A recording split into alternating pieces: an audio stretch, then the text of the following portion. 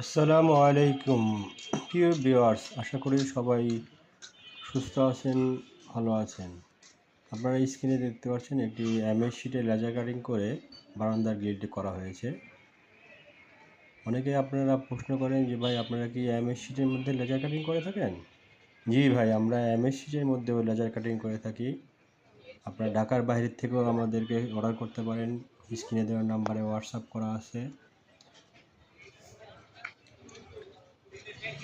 আপনাদের পছন্দসই ডিজাইন আমাদের কাছে পাঠিয়ে এমএস শিটের মধ্যে লেজার কাটিং করে নিতে পারেন। তার সাথে তো এসএস এবং গোল্ডেন কালার শিটের মধ্যে করতেই পারবেন। অনেকেই প্রশ্ন করেন এই জন্য এমএস শিটে করা যায় কিনা। হ্যাঁ ভাই, এমএস শিটে লেজার কাটিং করতে পারেন।